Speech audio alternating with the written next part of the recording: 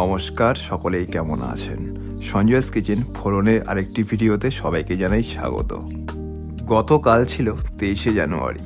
সকালবেলায় ঘুম থেকে উঠেই ভাবছিলাম কোনো একটা রেসিপি বানাবো, কিন্তু কি বানাবো সেটা বুঝতে পারছিলাম না। সকাল থেকেই ছিল বেশ ঠান্ডা এবং চারিদিক কুয়াশা আচ্ছন্ন। ঘরে ছিল কয়েকটা গাজরগুলো আমি ভালো করে ছুলে ধুয়ে নিলাম। এবার নিয়ে নিলাম একটা গ্রেডারটা দিয়ে ভালো করে গাজরগুলো গ্রেড করে নেব। আশা করি আপনারা বুঝতেই পারছেন আমি কি বানাবো। হ্যাঁ, আজকে বানাবো গাজরের হালুয়া। গাজরগুলো গ্রেড করা হয়ে গিয়েছে। এখানে আমি নিয়ে নিয়েছি কয়েকটা কাজু বাদাম, কাঠবাদাম এবং কিশমিশ। আমার ঘরে এ কটাই অ্যাভেলেবেল ছিল। এবার আমি কাজু বাদাম ও কাঠবাদামকে ছোট ছোট পিস করে নেব, আর কিশমিশগুলোকে আস্তই রাখলাম। এবার আমার প্রয়োজন দুধের। আমি এখানে আধা কিলো দুধ নিয়েছি এবং একটি বাউলে ঢেলে নিলাম। এবার গ্যাসের ওভেনটি জ্বালিয়ে আমি একটি প্যান বসিয়ে দিলাম। এবার সেই প্যানে আমি দিয়ে দিলাম খানিকটা পরিমাণে ঘি। শীতকালে ঘিগুলো বড্ড জমে যায়। এবার কয়েকটা এলাচ আমি থেতো করে নিলাম এবং একটা তেজপাতা সেই ঘিতে অ্যাড করে দিলাম, আর তার উপরে দিয়ে দিলাম সেই গ্রেট করে নেওয়া গাজরগুলো। এবার গাজরগুলো ভালো করে ঘিয়ের সাথে মিক্স করে নেব এবং অ্যাড করে দেব একদম খানিকটা পরিমাণে লবণ। এবার লবণটা ভালো করে মিক্স করে নেব এবং একটি ঢাকনা দিয়ে ঢেকে দেব যাতে প্রপারলি সেদ্ধ হয়।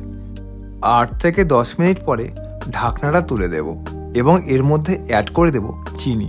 এখানে আমি প্রায় 600 গ্রাম গাজরের মধ্যে 200 গ্রাম চিনি ইউজ করেছি। এবার চিনিটাকে ভালো করে মিশিয়ে নেব।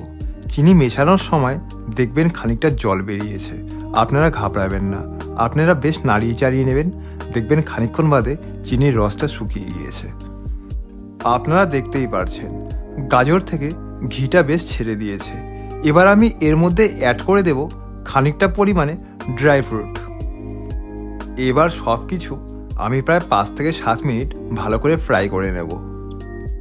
যখন দেখবেন এই রকম আঠালো স্ট্রাকচার চলে এসছে, তারপর আমি অ্যাড করে দেব সেই দুধটা। এবার দুধের সাথে গাজরটা ভালো করে মিশিয়ে নেব এবং 10 মিনিটের জন্য একটি ঢাকনা দিয়ে ঢেকে দেব। 10 মিনিট বাদে ঢাকনা তুলে আমি এর মধ্যে অ্যাড করে দেব 2 চামচ পরিমাণে পাউডার মিল্কটা ভালো করে মিশিয়ে নেব এবং এটাকে ছেড়ে দেব দুধটা না শুকানো অবধি। দুধটা শুকিয়ে এলে এর মধ্যে অ্যাড করে দেব সেই কেটে রাখা ড্রাই ফ্রুটগুলো। এবার নাড়িয়ে চাড়িয়ে সাবধানে নামিয়ে নেব এবং ওপরে দিয়ে দেব কয়েকটা কিশমিশ। ব্যাস রেডি আমাদের গাজরের হালুয়া।